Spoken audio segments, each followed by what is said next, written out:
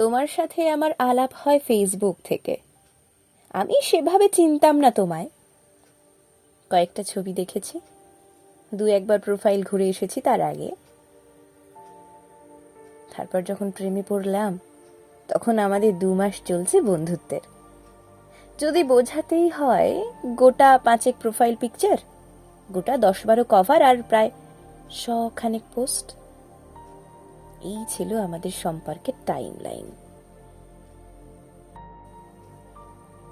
তুমি ছেড়ে গেছো যে কদিন হলো, তারও একটা টাইম লাইন আছে।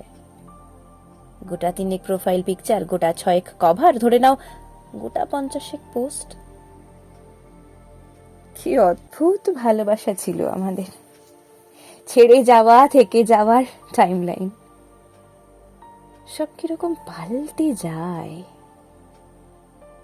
তারপর যেদিন আমি তোমার ব্লক লিস্টে যাই, সেদিন থেকে কত লেখা লিখেছি, কত পোস্ট শেয়ার করেছি।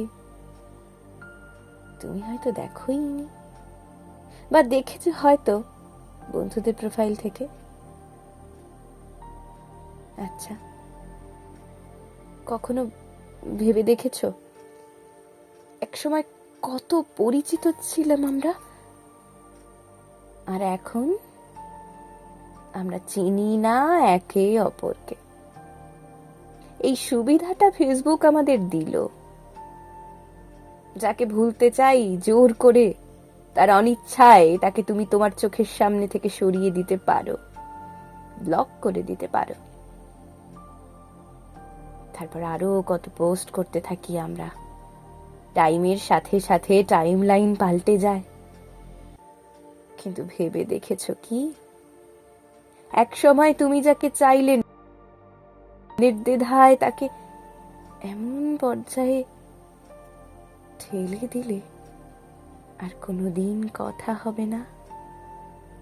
একটা বয়স পার করার পর যখন মনে পড়বে, পারবে খুঁজতে, পারবে আনব্লক করতে। যখন লগ ইন বা লগ আউট করার ক্ষমতা আর সামর্থ্য আর থাকবে না।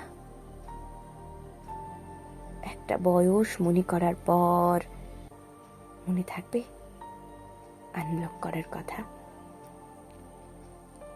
শুধু এইটুকু বলার ছিল তোমায়, ফেসবুক থাকবে তো চিরকাল, সময়ের সাথে সাথে আরো যুবক হবে। আমরা কিন্তু এই জগতেই আরো পুরনো হতে থাকব। তখন চাইলেও ব্লক লিস্ট থেকে আর ফ্রেন্ড লিস্টে যেতে পারবো না।